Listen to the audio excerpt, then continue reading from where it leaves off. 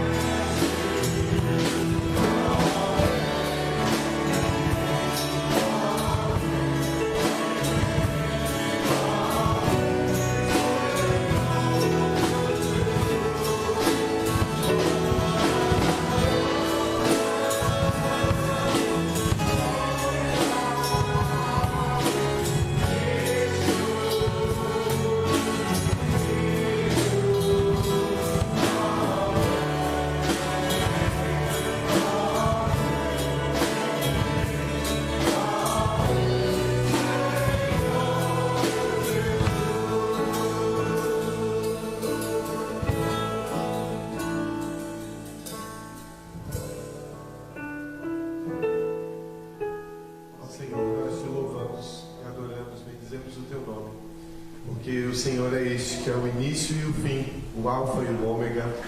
O Senhor é o nosso Deus presente na angústia, no sofrimento, como lemos no Salmo. O Senhor é o Deus que faz a justiça, a tua justiça. O Senhor é o nosso Deus Criador, que criou tudo aquilo que nos rodeia, ó Pai, o Senhor criou a vida, o Senhor nos criou. E nós somos agradecidos, ó Pai, por todas as bênçãos recebidas diariamente das Tuas mãos. Obrigado a Deus, porque neste dia podemos nos reunir aqui, estar junto com outros irmãos. Obrigado por aqueles irmãos que acompanham desde casa, o Senhor, os Teus visitantes, aqueles que estão conosco aqui. Nós Te louvamos, Te agradecemos pela bênção que é ter um Deus poderoso, soberano, mas um Deus presente, nosso Abba Pai. Nós Te louvamos, agradecemos em nome de Jesus. Amém. Irmãos, podem sentar?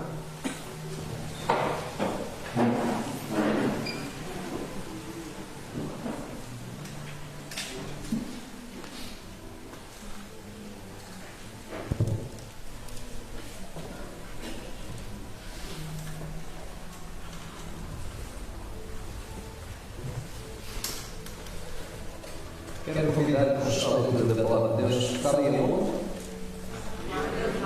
Mateus 24. Vamos lá. Nós vamos continuar mais um tempo, Mateus 24. Se alguém se cansar, faça. O que é que podem fazer se cansar? Ninguém tem coragem de dizer, pois não. Mas não. Vamos lá, então. Verso 15. Hoje vamos ao verso 15. Antes de tudo, deixem-me só dizer uma coisa que para mim é uma das coisas que eu agradeço muito a Deus. O facto de ele ter dado o privilégio de, logo no início do ministério que ele nos deu, um dos privilégios que ele realmente trouxe para a minha vida foi a possibilidade de poder fazer parte de uma equipa que dava origem a uma nova igreja. Eu não sei quantos aqui já tiveram esta experiência de fazer parte de uma equipa que dá origem a uma nova igreja. Mas posso dizer-vos o seguinte: é uma das coisas melhores que pode acontecer na vida de um discípulo de Cristo. É sentir que, de alguma forma, contribuiu para o surgimento de uma nova comunidade. Mas vamos explicar porque é que eu estou a dizer sobre esta manhã desta forma. Vamos ao verso 15. O pastor Ezequiel está aqui connosco ao fim do tempo. Aliás, hoje queremos felicitá-lo. Ainda não demos parabéns. Sabe o que é que nós parabéns ao pastor Ezequiel? Alguém sabe? É que ele completou o mestrado dele já aqui há umas 3 semanas, mais ou menos, não é? Já vai quase um mês. Só que ele não tem estado connosco e nós ainda hoje vamos orar por ele, está bem? Mas vou pedir que ele leia este texto. Ezequiel está lá. Mateus capítulo 24, verso 15 até o verso 28.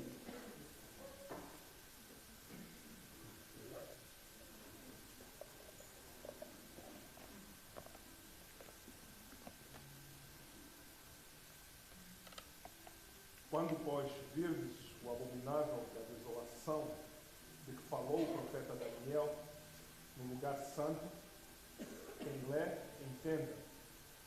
Então, os que estiverem na Judeia, fujam para os montes.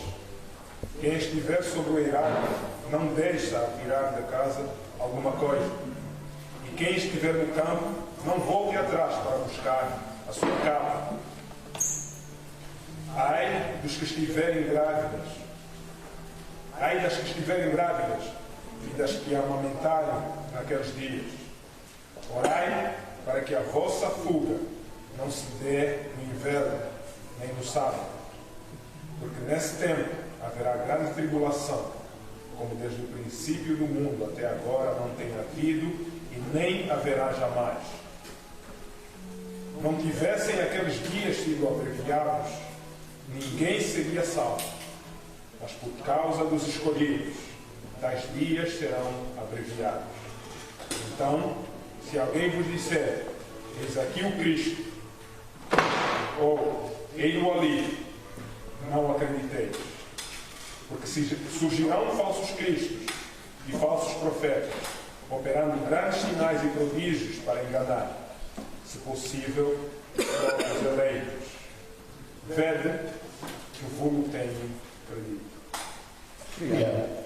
Quando nós olhamos para este texto, nós percebemos que ele inicia uma série, uma nova secção em toda a descrição da narrativa que nós temos aqui. Se nos olharem o verso 14, e gostava que fossem lá, esta primeira secção termina com uma grande afirmação que o Senhor Jesus faz.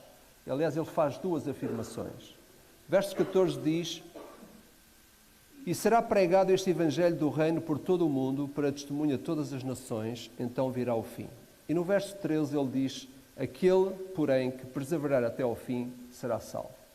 Há aqui duas grandes afirmações que todo aquele que estuda a palavra de Deus de uma forma séria tem que parar para, de alguma forma, nós deixarmos que o nosso coração seja impregnado com estas palavras tão sólidas que o Senhor Jesus nos deixa. São duas afirmações que nos devem fazer pensar. O último sermão sobre este assunto, ficámos aqui. E a grande pergunta que eu gostava de fazer hoje é esta: o que é que tu estás a fazer para preservar nos momentos de prova e de teste? Faz sentido, porque o Senhor Jesus nos diz: aquele que perseverar até ao fim será salvo. E a pergunta que a mim me é suscitada é esta: na verdade, o que é que eu estou a fazer para perseverar nos momentos difíceis, nos momentos de prova? Os irmãos podem dizer assim: não podemos criar nenhum sistema de defesa em relação a isso. Ou se calhar podemos. Nós temos várias instruções nas Escrituras acerca da forma como podemos e devemos ficar consistentes, a forma como nós devemos ficar firmes quando as dificuldades vêm. Mas a pergunta deverá, de facto, ficar bem consciente entre nós. Estamos a falar daquele momento em que as coisas vão obter alguma dificuldade. Ao longo dos tempos, nós sabemos, aliás, ninguém esperava que há uns meses atrás nós estivéssemos na situação em que estamos. As coisas aparecem e nós não temos o controle sobre elas. Portanto, faz sentido nós perguntarmos: como é que eu vou perseverar quando as provas, na verdade, vierem? Quando os testes se derem? Quando as coisas se agravarem à minha volta? Será que já pensaste sobre isso? O que é que tu vais fazer? Como é que vais reagir? Que tipo de estratégia vais montar? Vais orar mais? Vais ler mais a palavra de Deus? Vais para os montes? Foges do meio da multidão? O que é que tu vais fazer? Faz sentido. A segunda pergunta que se pergunta é esta, por causa da afirmação que o Senhor Jesus faz: o Evangelho do Reino será pregado sempre.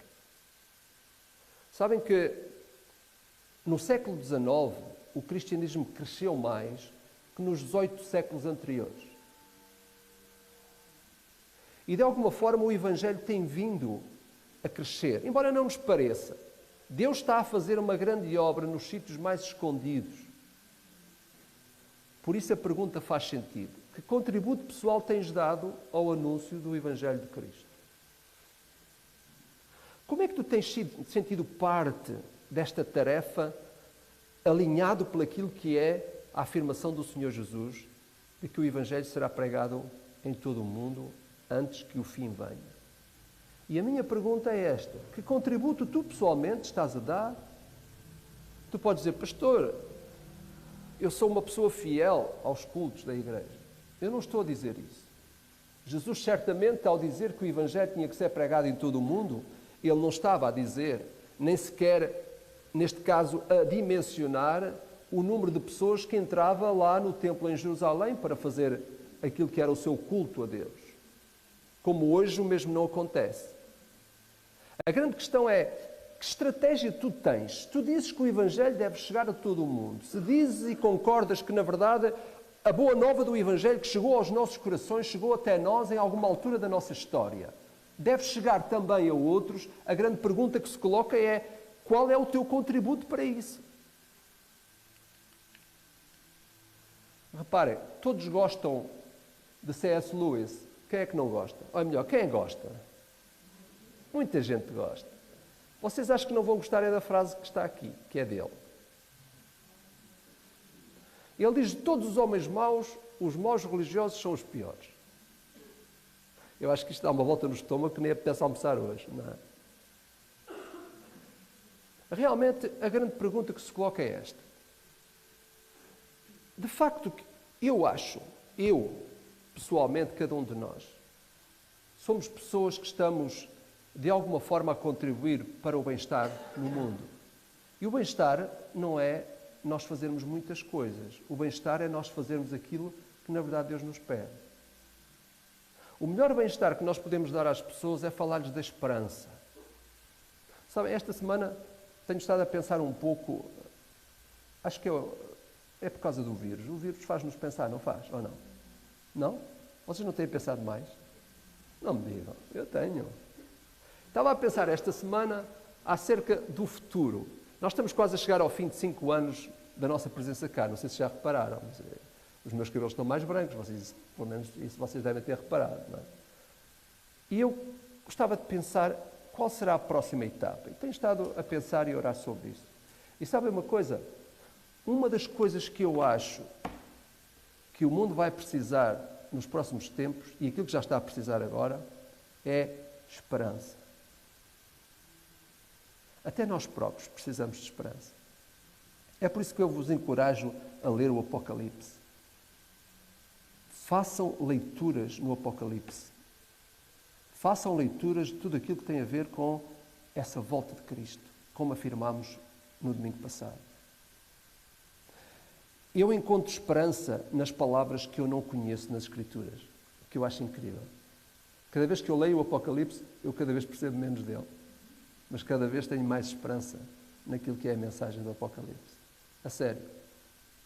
Tenho estado muito preocupado. Voltei a reler algumas coisas sobre estas escolas todas que existem, sobre o entendimento da segunda vinda de Cristo, sabem? E há aí pelo menos 4 grandes escolas e todos nós achamos que temos razão, porque toda a gente que vai às Escrituras chega à conclusão que afinal ninguém está errado, estamos todos certos. Eu já vos disse a semana passada aqui, uma das razões porque eu acho que ninguém sabe bem como é que vai ser a volta de Cristo é para que todos nós estejamos conscientes que ela acontecerá. E por isso faz sentido nós lermos, nos desgastarmos na leitura das coisas que têm a ver com a segunda vinda. Sabem porquê? Porque se isso acontecer como acontece comigo, eu encontro esperança mesmo naquilo que eu não entendo completamente na palavra de Deus. Porque me fala de um Deus que virá e que será Senhor sobre todas as coisas. E sabem, esta semana eu falei para mim próprio e disse, não, eu não quero ser dos piores. Não quero ser. Eu corro o risco de eu ser uma pessoa religiosa. Corro o risco de ser uma pessoa que tem um exercício de fé, mas que provavelmente não está a produzir aquilo que Deus espera que produza. Talvez porque eu não estou a fazer nada, nem a montar estratégia nenhuma para perseverar na fé. E provavelmente também não estou a dar nenhum contributo sério àquilo que é o alargamento do reino nesta terra. Por isso, eu não quero ser religioso. Eu quero ser um discípulo de Cristo que leva a sério aquilo que Jesus diz. E se é verdade que nós estamos num tempo em que temos que levar Deus a sério, esse tempo é hoje. Porque de repente nos vemos completamente absorvidos por tanta coisa que nós não conhecemos, tantos mistérios que vêm por aí, que nos deve fazer pensar, será que eu estou efetivamente a caminhar nos passos do Mestre? Bom, estas são as afirmações que o Senhor Jesus nos fez, as últimas que Ele fez, até nós entrarmos no versículo 15. E o versículo 15, sabem que é um versículo que eu quero realmente destacar por uma razão muito simples. É que ele faz uma grande mudança naquilo que é a descrição do texto que nós temos aqui. Diz que quando, pois, virdes o abominável da desolação de que falou o profeta Daniel no lugar santo, quem lê entenda, então os que estiverem na Judeia fujam para os montes. Quem estiver no eirado não deixe atirar de casa alguma coisa. Quem estiver no campo não volte atrás para buscar a sua capa. Sabem que alguns daqueles que interpretam estas coisas que têm a ver com a segunda vinda acham que isto está a falar da grande tribulação. Eu sou, com toda a honestidade, chego a dizer-vos que eu acho que não está a falar da grande tribulação. Está a falar da tribulação do povo de Israel em Jerusalém. É por isso que eu coloquei lá. Como nós sabemos, o povo de Israel passou por uma situação muito difícil nesta altura. Jesus está a profetizar um acontecimento futuro que se deu a partir de 68 depois de Cristo, quando efetivamente começou lá em Jerusalém um grande tumulto. O cerco deu-se lá em Jerusalém e quase 3 anos, Jerusalém ficou cercado, milhares e milhares de pessoas. Chegam a dizer os historiadores que 1 milhão de pessoas morreu durante este tempo. Jesus está a profetizar aquilo que vai acontecer com a nação de Israel e aquilo que efetivamente vai acontecer na altura em que se der o cerco de Jerusalém. E por isso, as instruções do Senhor Jesus, e ele usa esta expressão abominável, abominação assoladora, porque esta é uma expressão que já Daniel usa, e nós vamos lá daqui a pouco para ver este texto. E quais são as instruções que o Senhor Jesus dá? Ele está a dizer que quando esse momento histórico acontecer, e não se esqueçam que o Senhor Jesus chegou a dizer à frente que esta geração que está a ouvir as suas palavras não passaria. Portanto, está a falar que muitas daquelas pessoas que ouviram o ensinamento do Senhor Jesus também contemplaram aquilo que foi o cerco de Jerusalém. Ele está a dizer que quando isso acontecer, fujam e procurem refúgio. Verso 17 a 18 está a dizer, estabeleçam prioridades. Isto é, não se preocupem com as coisas mínimas. Reparem bem, esta é uma das questões que eu acho que é muito importante nós pararmos aqui para refletir um pouco. Será que, se as coisas difíceis à nossa volta acontecerem, se elas se agravarem, a minha grande pergunta é, será que tu não ficas baralhado nas prioridades? Neste momento não estás baralhado nas prioridades? Observa bem a tua própria vida e responde a ti mesmo. Será que de repente tu não ficaste numa situação complicada, em que de alguma forma tu já não sabes bem como é que vais reorganizar a tua vida? Ainda estás meio perdido, saber o que é que vai ser? Sabem que nos momentos difíceis nós somos chamados a de repente ter que equacionar quais são as bases em que nós nos apoiamos. E eu acho que esta é uma boa altura também para nós o fazermos. Nós fazermos uma revisão à nossa própria vida e equacionarmos em que bases nós estamos a fundamentar o nosso dia-a-dia e o nosso viver. O Senhor Jesus estava a dizer, estabeleçam prioridades. Quem estiver no eirado não desça. Quem estiver no campo não volte para trás. Eu acho que esta é uma boa altura para nós pararmos e refletirmos a respeito daquilo que eram as nossas prioridades e se elas continuam a ser as mesmas. Porque depois de toda esta mudança que se está a dar, eu acho que há necessidade de nós revermos as nossas próprias prioridades. Outra coisa que o Senhor Jesus disse, que vai ser um tempo difícil em que as mães vão precisar de cuidados muito especiais. Mas, irmãos, eu desafiei-vos a irem à net, se quiserem, aos livros, e perceberem o que é que aconteceu no cerco de Jerusalém. Ponham lá. E vocês vão ver que isto que o Senhor Jesus disse foram momentos terríveis para o povo de Israel. Ele estava a dizer no verso 20, orai para que a vossa fuga não se dê no inverno nem no sábado. Nós sabemos que o sábado era muito importante para o judeu, havia muita coisa que o judeu não podia fazer no sábado. E se de facto fosse necessário fugir no sábado, eles teriam mais problemas. Se fosse no inverno, então nem se fala. Jesus está a chamar a atenção que aquele momento que vai acontecer anos depois da sua partida deste mundo, iriam ser momentos muito difíceis para o povo de Israel. E a grande pergunta que se coloca muitas vezes é se estes momentos vão repetir-se ou não vão repetir-se na nossa história. Esta é a grande pergunta que o intérprete das Escrituras faz. Isto que o Senhor Jesus está a dizer tem a ver só com o tempo lá em Jerusalém ou tem a ver também com o tempo futuro? Reparem que no verso 22 o Senhor Jesus tem uma afirmação quando ele diz: não tivessem aqueles dias sido abreviados, ninguém seria salvo, mas por causa dos escolhidos, tais dias serão abreviados. Eu sei que muitos acham que este momento é um momento que também traduz o que vai acontecer daqui a uns anos. Nós não sabemos bem quando o Senhor Jesus voltar à Terra. Alguns acham que o Senhor Jesus vai abreviar o tempo também e que vai levar a sua igreja mais cedo. Este tempo não está a falar disso. Aliás, o que está aqui a ser dito, e esta palavra escolhidos aqui significa aqueles que foram destacados de uma forma excelente. E vocês sabem que o povo de Israel foi um povo que foi escolhido pelo Senhor desde há muito tempo. Portanto, não está a falar da igreja, está a falar do povo de Israel. Haverá outras alturas em que falará da igreja, mas não aqui. Eu quero ser honesto na interpretação do texto, está bem? Até agora, Jesus está a falar do povo de Israel. Está a falar daqueles momentos difíceis que o povo de Israel passará anos depois, quando Jerusalém for invadida por Tito, que ficou conhecido na história por causa das grandes atrocidades que se deram durante o cerco de Jerusalém. E sabem, os momentos foram tão difíceis que o próprio Senhor Jesus qualifica-os com outros momentos que vão acontecer ainda na história. E diz que provavelmente nunca haverá outro tempo na história que tenha sido tão sério quanto este, em nível de sofrimento. Sabem, há várias pessoas que perguntam realmente se isto que está aqui escrito tem a ver com a igreja dos nossos tempos. Eu concordo com aquilo que este autor diz quando ele escreve estas palavras. O propósito principal da profecia não é responder a todas as nossas dúvidas sobre o futuro, mas permitir e encorajar que o povo de Deus viva o presente na luz do futuro. Realmente muitos vivem preocupados em perceber se realmente aquilo que está no texto bíblico vai ser exatamente o que vai acontecer naquela altura, nos tempos futuros.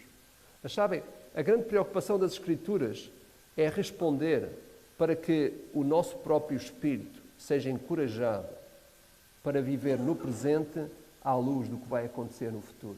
É por isso que o Senhor Jesus disse que nós devíamos buscar o reino de Deus primeiro. Sabem porquê? Porque esse reino de Deus é futuro. Esse reino de Deus está entre nós, permanecerá entre nós e virá em expoente a nós ainda. E é esse reino que Jesus pediu que nós procurássemos primeiro. É esse reino que nós devemos viver em intensidade enquanto estamos cá. Porquê? Porque não é um reino que se esgota no tempo. É um reino que tem futuro todos os dias. É um reino que não se desatualiza. É um reino que se firma de uma forma constante. Porquê? Porque ele tem chancela naquilo que é a obra que está feita. Uma obra eterna que permanece para lá dos tempos. Uma obra que tem eternidade. É a obra do Senhor Jesus Cristo feita na cruz do Calvário. Uma obra que já sinalizou o futuro. Uma obra que, na verdade, ainda tem muito para nos oferecer, mas uma obra que já nos ofereceu o que há para ser dado. Pelos olhos da fé, como diz a palavra. É com essa fé na obra que o Senhor Jesus Cristo fez que o futuro se torna presente. Porquê? Porque nós já estamos a viver a vida eterna hoje. Uma vida que não acaba. A partir do momento em que nós confiamos na obra do Senhor Jesus Cristo, a vida eterna passa a ser parte de nós próprios e nós parte da vida eterna. Por isso, não fiquemos preocupados em tentar perceber tudo o que é que a profecia nos diz. O importante é que a profecia está cá com o propósito de nos fazer perceber que o povo de Deus vive o presente à luz desse futuro. Deixem-me levar mais à frente e perguntar a mim mesmo. O que é que significa o verso 15? E eu quero ser rápido aqui. Daniel, capítulo 9, verso 24 a 27. Agora sim, peço que os irmãos vão comigo lá. Daniel, capítulo 9. Quero ler este texto porque o Senhor Jesus, quando diz no verso 15 e usa esta expressão, abominação desoladora, o Senhor Jesus está a referir-se àquilo que Daniel, o profeta Daniel. Vocês sabem que o profeta Daniel foi o profeta que mais visão recebeu a respeito do futuro e das últimas coisas. Assim como Isaías foi aquele que mais recebeu acerca do primeiro advento e, portanto, da vinda do Messias, Daniel é aquele que mais recebe acerca da segunda vinda. Deixa-me usar esta expressão, está bem? Portanto, Isaías é quem mais recebe acerca do primeiro advento e, neste caso, Daniel é aquele que mais recebe acerca do segundo advento. E, aliás, é interessante porque é dito a certa altura que Daniel é uma pessoa tão excelente que, inclusivamente, lhe foi enviado o anjo Miguel para lhe explicar as coisas que haviam de acontecer. É muito interessante. Mas os irmãos leiam, porque eu acho que cada vez nós estamos a perder mais tempo por deixarmos a Bíblia lá na estante. Verso 27. 70 semanas estão determinadas sobre o teu povo, sobre a tua cidade, para fazer cessar a transgressão, para dar fim aos pecados, para expiar a iniquidade, para trazer a justiça eterna, para selar a visão e a profecia, para ungir o santo dos santos. Verso 25. Sabe e entende. Desde a saída da ordem de restaurar para edificar Jerusalém até ao ungido, ao príncipe, 7 semanas e 62 semanas. As praças e as circunvalações se reedificarão, mas em tempos angustiosos. Depois de 62 semanas, será morto o ungido e já não estará. O povo de um príncipe há de vir e destruirá a cidade e o santuário, e o seu fim será um dilúvio. Até ao fim haverá guerra. Desolações são determinadas. Verso 27. Ele fará firme aliança com muitos por uma semana. Na metade da semana fará cessar o sacrifício e a oferta de manjares.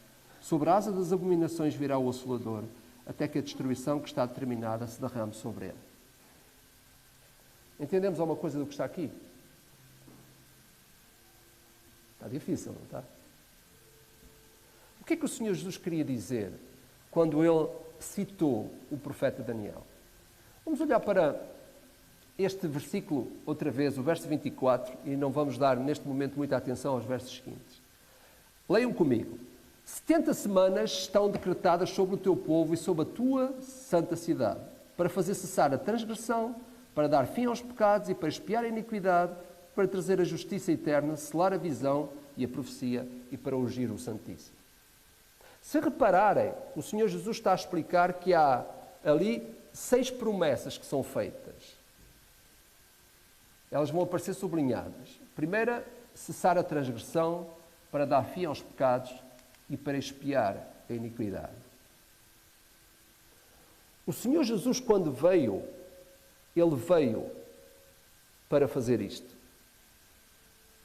Estas 3 primeiras promessas têm a ver com a primeira vinda do Senhor Jesus. Tem a ver com o primeiro advento. Tem a ver com a primeira razão que a trouxe à Terra. Nós sabemos hoje que Jesus veio cessar a transgressão, Ele veio dar fim aos pecados e expiar a iniquidade. É por isso que pessoas como nós, povo de Deus, pessoas sérias que seguem a Cristo, sabem muito bem que estas 3 promessas estão cumpridas na vida de todos nós. O pecado não tem mais poder sobre nós. Já não somos vistos com os olhos de iniquidade. E a transgressão desapareceu sobre nós, porque existe poder em nós para vencer aquilo que transgride o Senhor. Há 3 outras promessas. Trazer a justiça eterna, selar a visão e a profecia e ungir o Santíssimo. No slide seguinte nós vamos ver 2 coisas.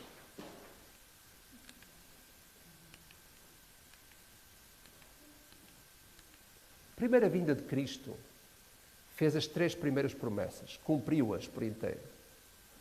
Ele extinguiu a transgressão, deu fim aos pecados e, de alguma forma, expiou a iniquidade. Agora reparem, na segunda vinda o que é que vai acontecer? Ele vai trazer a justiça eterna, vai selar a visão e a profecia e vai ungir os santos dos santos. Temos aqui uma resposta à grande questão. Será que aquilo que o Senhor Jesus estava a dizer dizia respeito somente àquilo que era o acontecimento histórico que se ia dar em Jerusalém no ano 70? Sim e não. Sabem o que é que isso me diz a mim? Diz uma coisa muito simples. Que a história que já se completou, ela acaba por ser fundamental no meu entendimento daquilo que é a história que se vai cumprir ainda. Isto é, o Senhor Jesus, quando veio à Terra, na sua primeira vinda, Ele veio para resolver o problema do pecado. Ele veio para resolver o problema da nossa iniquidade, o problema da nossa transgressão. Ele veio para resolver aquilo que nós não conseguimos resolver por nós próprios e hoje mesmo nós vamos à mesa para sinalizar uma vez mais aquilo que é a obra expiatória do Senhor Jesus Cristo. Quando Ele resolveu aquilo que nós não conseguimos resolver por nós próprios. Mas há 3 outras promessas que cumprirão na sua segunda vinda. E é por isso que a vida cristã é uma vida de esperança. Uma vida que deve estar fundamentada nas certezas daquilo que o Mestre falou, daquilo que o próprio Senhor Jesus ainda tem para nos oferecer. Se é verdade que o problema do pecado está resolvido, na nossa vida, nós não temos que viver debaixo do efeito do pecado. Há vitória para o cristão. Estamos a ser transformados, estamos a ser santificados através da obra de Cristo, pela ação do Espírito Santo. É verdade uma coisa, que me é pedido que eu espere com paciência até que estas 3 outras promessas se cumpram. Eu tenho que ser fiel para esperar que a justiça eterna venha a este mundo numa altura em que nós estamos a ver tanta coisa triste a acontecer à nossa volta. É importante que nós percebamos que a visão e a profecia será selada porque não haverá mais profecia quando o nosso Mestre voltar. Não há mais nada para abrir. Não há mais nenhuma cortina para se desvendar. Porque quando Ele vier, não há mais profecia. A profecia é selada, porque tudo o que nós não entendíamos, passaremos a entender. Por isso, temos que viver com esperança, a aguardar todos os dias, em santidade, essa volta do Mestre. E o lugar santíssimo será ungido para sempre. Porquê? Como vocês sabem, o templo lá em Jerusalém tem sido cobiçado sistematicamente. E, aliás, não vou contar isso agora, mas vale a pena nós lermos um pouco sobre isso, inclusivamente até percebermos o que é que está a acontecer nos nossos dias a esse respeito. Supõe-se que, neste momento, o templo lá em Jerusalém pode ser edificado, reedificado, no modelo daquilo que existia, e já existem pessoas que estão a preparar isso. Ninguém sabe bem, mas supõe-se que se um dia houver permissão e possibilidade do templo ser reedificado, em muito pouco tempo o templo será reedificado. E isso é sinal para o judeu de que realmente o Messias vai voltar a pisar aquele espaço. Meus irmãos, vou parar aqui para realmente nós perguntarmos a respeito de nós próprios. Olhem o que diz 2 de Pedro, capítulo 1, verso 19.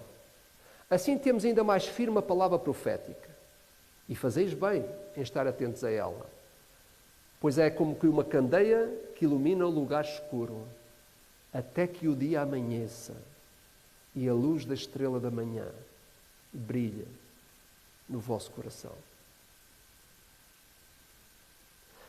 Vocês podem esquecer as palavras todas que o pregador disse hoje, mas, por favor, levem este versículo no vosso coração. Ele traduz de uma forma clara a necessidade que nós temos de ter uma visão profética para a nossa própria vida. Viver o dia a dia, não na dependência das coisas que temos, não na alegria daquilo que nos chega, não no facto de sermos quem somos, mas, acima de tudo, na evidência de que essa profecia nos traz luz para os dias seguintes, nos traz luz para o amanhã, para depois de amanhã, e que essa luz, acima de tudo, brilhe não no coração dos outros, mas brilhe no nosso coração, porque aí está a diferença. Vamos orar. Pai nosso que estás nos céus, obrigado porque Tu estás também connosco. Obrigado, Senhor, porque Jesus disse que o Espírito Santo habitaria o nosso interior. Permite, Senhor, que nenhum de nós o entristeça. Permite, Senhor, que nenhum de nós o extinga. Mas que nós possamos, Senhor, viver esta realidade de ter o Espírito presente em nós, para andarmos com Ele e para, Senhor, sermos capazes de reproduzir na nossa vida aquilo que é a matriz que Jesus trouxe quando nos deu uma nova natureza. E, ó Pai, esta manhã, apesar das dificuldades que às vezes existem em compreendermos o texto bíblico, uma coisa nós sabemos, é que existe esperança na profecia. E, ó Senhor, aquilo que está narrado a respeito do futuro, Senhor, isso deve trazer para o nosso presente a evidência de que temos um Deus grande e forte que nos sustenta nos momentos mais difíceis. Por isso, nosso Deus, a oração que eu te faço esta manhã é para que cada um de nós possa sentir dentro de si próprio esta alegria, esta satisfação de ter um Salvador como Tu e de, ó Deus, termos um Espírito Santo que nos acompanha e que não nos faz ficar órfãos. Senhor Deus, que brilhe dentro de nós esta manhã esta verdadeira luz que vem daquilo que é a certeza do que Jesus disse e que se cumprirá dentro de nós. E a minha grande esperança é que cada um de nós estejamos prontos, preparados para deixar que essa luz brilhe dentro do nosso próprio coração. Que não seja aquilo que nós não sabemos, que não seja o vírus que nós nem sequer vemos, que possa entalar esta virtude de ser discípulo de Cristo nos tempos em que estamos e sermos capazes, Senhor, de perseverar até ao fim com uma estratégia sólida, baseada na Tua Palavra e, ao mesmo tempo, Senhor, termos uma estratégia também para difundir, alargar o Teu reino a outros. Faz isso através de nós, Senhor. Nós oramos em nome de Jesus. Amém. O texto bíblico do Salmo 138 diz assim: Eu te louvarei, Senhor, de todo o coração. Diante dos deuses cantarei louvores a ti. Voltado para o teu santo templo eu me prostrarei e renderei graças ao teu nome, por causa do teu amor e da tua fidelidade, pois exaltaste acima de todas as coisas o teu nome e a tua palavra. Quando clamei, tu me respondeste, deste-me força e coragem. Todos os reis da terra te renderão graças, Senhor, pois saberão das tuas promessas. Celebrarão os feitos do Senhor, pois grande é a glória do Senhor. Embora esteja nas alturas, o Senhor olha para os humildes e de longe reconhece os arrogantes. Ainda que eu passe por angústias, tu me preservas a vida da ira dos meus inimigos. Estendes a tua mão direita e me livras. O Senhor cumprirá o seu propósito para comigo. Teu amor, Senhor, permanece para sempre. Não abandones as obras das tuas mãos.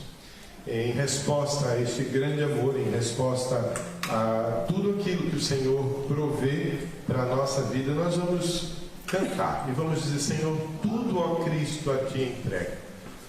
Tudo sim por ti farei, por ti darei.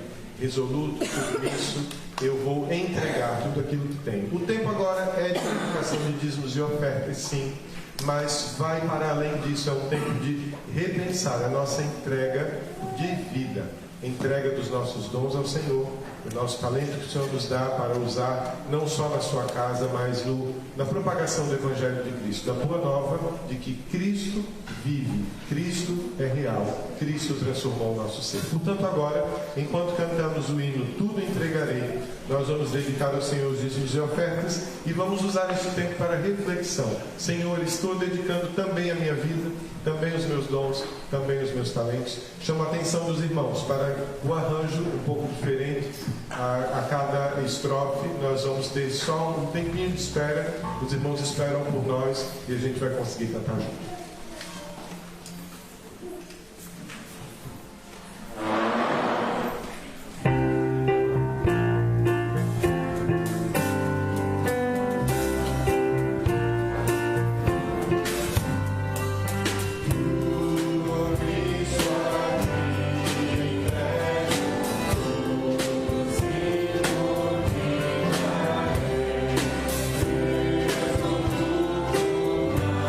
Tudo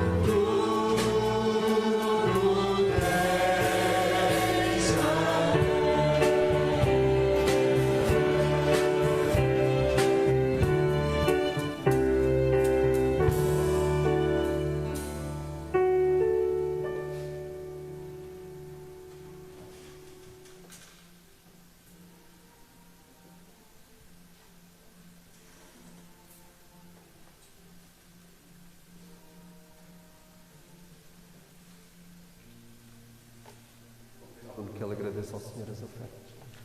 Senhor, nós queremos te louvar pela tua bondade, pela tua graça, pela tua connosco. Agradecemos, Senhor, porque, como cantamos, tudo também vem de ti, Senhor. E, Senhor, nós apenas conhecemos a tua graça sobre nós, a tua bondade. Conhecemos que o Senhor tem governado sobre todas as coisas, inclusive sobre as nossas vidas. E por isso pedimos que tu sejas bondoso para connosco. Nós precisamos glorificar, Senhor, por tudo que temos e por tudo que tu nos dás, Senhor. É que nós pedimos em nome de Jesus. Amém.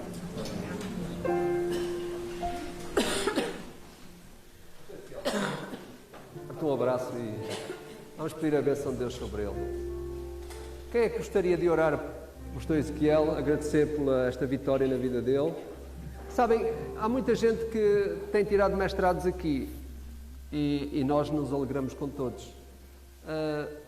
A única diferença porque enfatizamos esta questão do mestrado em teologia é porque vocês vão levar aquilo que ele aprendeu, não é? De maneira que, olha, é isso, é a diferença. Quem é que gostaria de ter coragem? É preciso coragem? Léo, anda cá. O Léo é um homem de coragem, sempre está pronto. Ele gosta de orar, não é? Isso é bom. Aprendemos. Podes orar por Ezequiel e agradecer ao Senhor Deus por esta vitória e ao mesmo tempo pedir que ele possa de uma forma muito sábia utilizar o conhecimento, está bem? Deus, obrigado pelo teu amor, pelo teu cuidado com a vida do Ezequiel e de toda a sua família, por mais essa conquista, por mais essa vitória na sua vida. Assim como o reino dos céus, que é conquistado pelo esforço, aqui na terra também, Deus, se queremos crescer na graça e no conhecimento do Senhor, temos que nos esforçar. E Ezequiel tem mostrado isso na sua vida. E nós queremos te agradecer por mais essa etapa cumprida em sua vida, por mais esse, não um diploma humano, mas sim o desejo dele de te conhecer mais profundamente, para poder falar mais do Senhor, com intrepidez, com alegria, com devoção. Muito obrigado. Nós te agradecemos por mais essa conquista da vida do Ezequiel, da sua família, e te bendizemos, Pai, em nome de Jesus. Amém. Amém. Talvez ainda, se alguém mais tarde olhar e ver o que aconteceu aqui, este abraço que nós demos, nós somos irmãos, não somos? Somos do mesmo agregado familiar, não somos? Está bem, pronto. As nossas crianças estão a chegar, nós queremos que elas participem deste momento também. Eu vou pedir aos irmãos que abram em Hebreus, está bem? Um texto que nos remete para este momento. Vamos ler juntos aquilo que diz Hebreus capítulo 4. Hebreus 4. Eu quero ler apenas uns pequenos textos, três versos que estão aqui.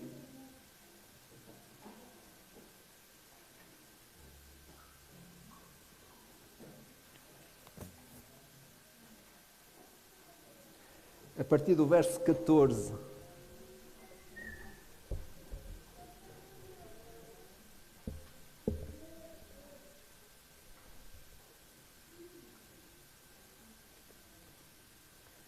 Diz assim: tendo, pois, a Jesus, o Filho de Deus, como grande sumo sacerdote que penetrou os céus, conservemos firmes a nossa confissão, porque não temos sumo sacerdote que não possa compadecer-se das nossas fraquezas, antes foi ele tentado em todas as coisas, à nossa semelhança, mas sem pecado. Acheguemo-nos, portanto, confiadamente junto ao trono da graça, a fim de recebermos misericórdia e acharmos graça para socorro em ocasião oportuna ao sacerdócio. Em ocasião oportuna. Peço desculpa, tenho esta Bíblia há tantos anos e só percebi que estava aqui um erro agora. Vejam bem. Mas eu abro todos os dias, podem ter a certeza. Está bem? Há aqui um erro de grafismo aqui nesta parte. Então, o verso termina assim: acheguemo-nos, portanto, confiadamente junto ao trono de graça, a fim de recebermos misericórdia e achar-nos graça para socorro em ocasião oportuna. Ainda bem que este não é um manuscrito original, hein? Está bem? Senão íamos ter problema aqui. O que é que este texto está a dizer? Que não existe outro sumo sacerdote como o nosso amado Salvador. Isso traz-nos a este momento. Um momento em que nós, uma vez mais, revemos na nossa memória aquilo que é a obra de Cristo por nós. Faz sentido que nós nos debrucemos nesta hora perante Jesus, admitindo que Ele já nos salvou, já nos capacitou para vencermos o pecado, mas ainda lidamos com o pecado. E por isso, talvez seja uma boa altura agora mesmo, de nós, em breves segundos, nos dirigirmos ao Senhor e podemos dizer ao Senhor: se alguma coisa houver em mim que não te agrade, algum pecado cometido já hoje, alguma aspiração que não honra o Senhor, algum desejo que não esteja dentro da vontade do Senhor, talvez seja uma boa hora para nós refletirmos sobre isso. E nós vamos fazê-lo enquanto este hino que nós vamos cantar começa a ser tocado. Coloquemos todos na presença do Senhor e digamos ao Senhor: Senhor, vê bem o meu coração. Vê lá se há alguma coisa que não te honra e não te agrada.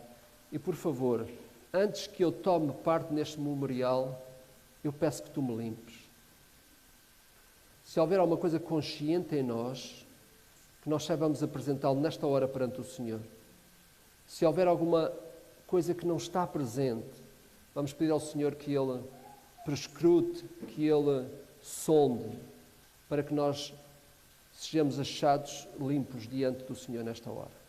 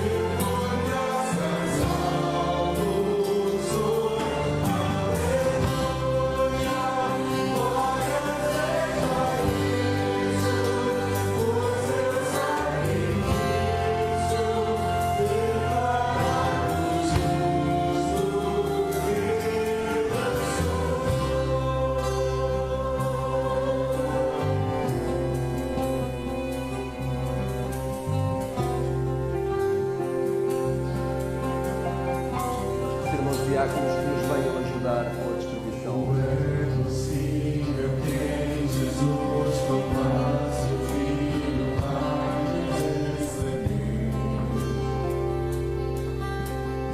Thank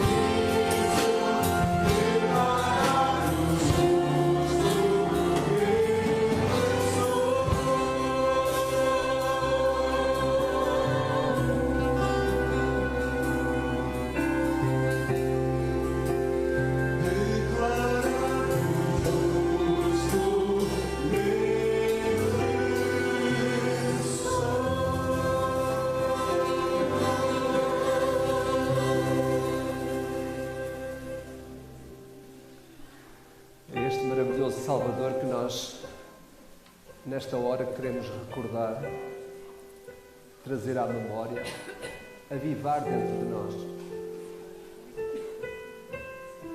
Talvez enquanto a ceia é distribuída, faz sentido nós fazermos como é habitual fazermos quando em nossa casa recordamos o nosso aniversário ou recordamos o aniversário do nosso casamento ou uma atividade que foi para nós bastante simbólica. Talvez nós vamos às fotografias, vamos ao álbum de fotografias ou vamos hoje ao nosso smartphone e vamos lá ver o que temos no computador, aquelas memórias que nós gostamos de repetir.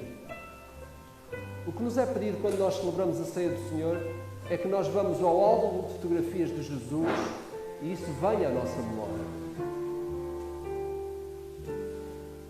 É isso. É trazer à memória. É recordar. É desejar que volte a acontecer o que já aconteceu. E por isso faz sentido que, quando tomamos parte na ceia do Senhor, que nós consigamos recordar aquele momento em que Cristo fez luz em nós.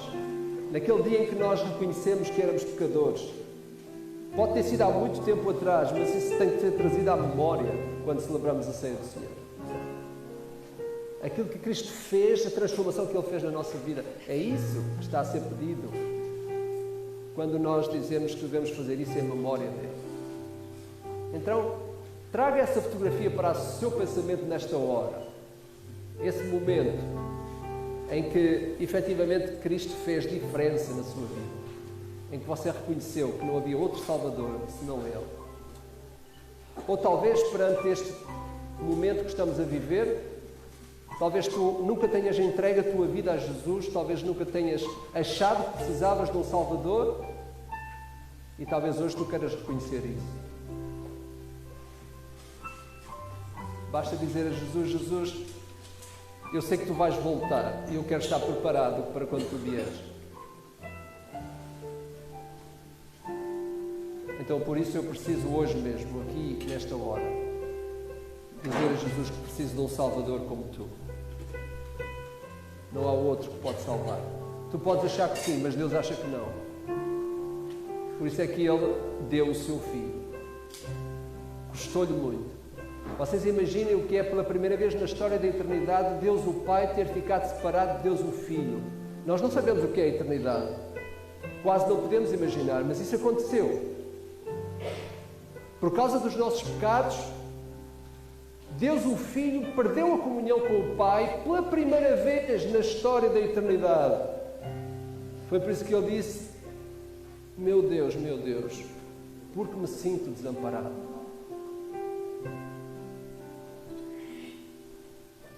Este hino que estávamos a cantar é forte demais para não puxar por aquilo que é a nossa própria emoção.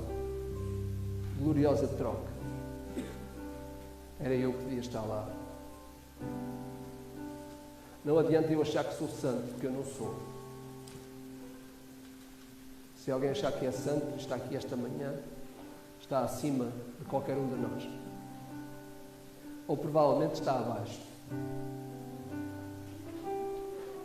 Todos nós estamos aqui na presença de um Deus que é grande, que nos aceita como nós somos. Obrigado, Deus, por isso. Gloriosa troca é esta. Incrível. É isto que o mundo precisa. É isto que tu precisas e é isto que nós temos que dizer ao mundo. Vamos pedir à Márcia que ela agradeça este pão e o que ele representa para a nossa própria vida. E de seguida vou pedir ao nosso irmão Barroso que ele agradeça pelo vinho. Obrigada, Senhor.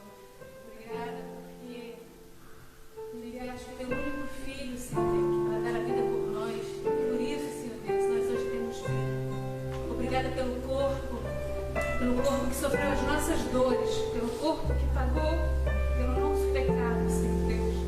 Que nós possamos chegar dignamente na Tua presença, Senhor Deus, e dizer obrigada, e dizer, Senhor, acerta os meus passos, Senhor, me conduz nos Teus passos.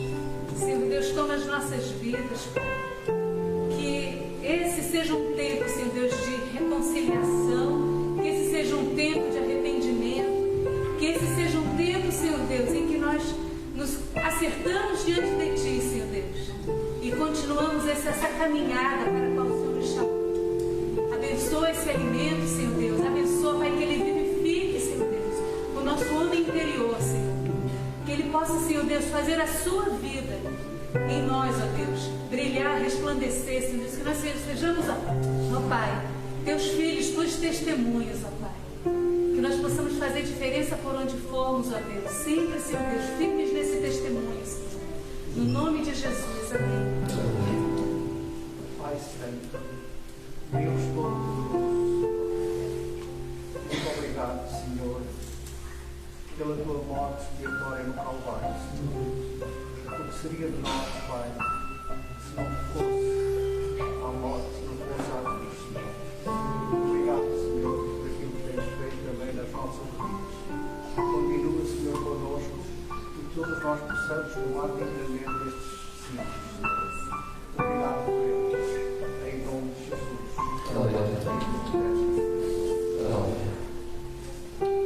Trazendo à memória Jesus, comamos em memória dele.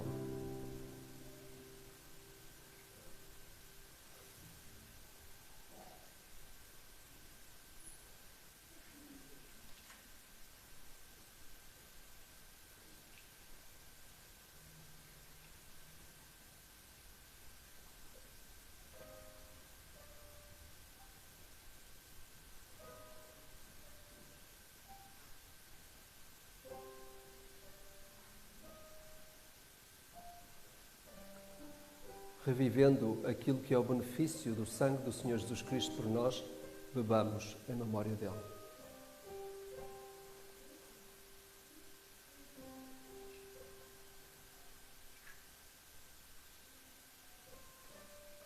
Senhor Deus, santifica os nossos corações, santifica o nosso corpo, santifica a nossa alma, santifica as nossas emoções, santifica as nossas escolhas, os nossos desejos, e que a nossa vida seja vista com o brilho de Cristo. Amém.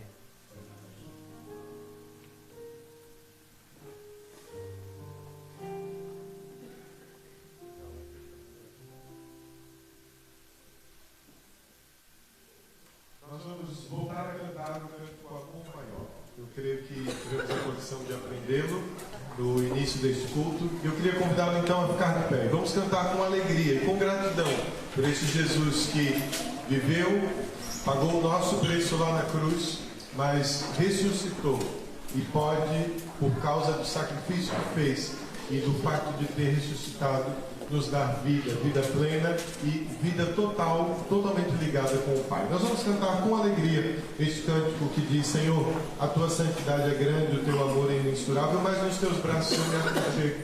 A tua doce voz me leva a descansar e por isso eu vou te adorar, vou te bendizer, porque tu és para mim o amor maior.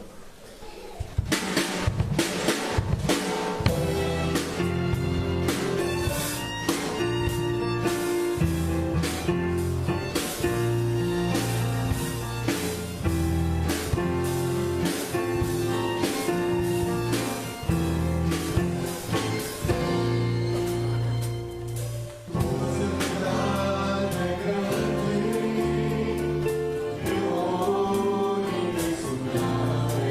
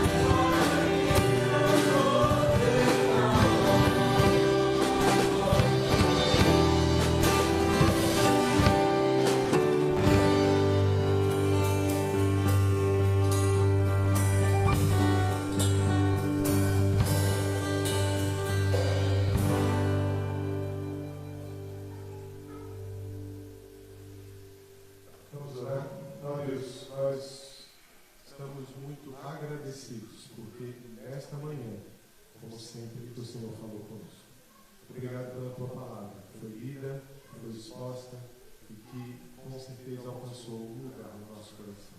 Que essa palavra possa frutificar, Senhor, no dia de hoje e nesta semana, ó Deus. Possamos, dia após dia, crescer no Senhor, amadurecermos no Senhor. Obrigado por Jesus, nosso Salvador. Nós te agradecemos pela tua igreja, esse corpo vivo, ó Deus, do qual fazemos parte.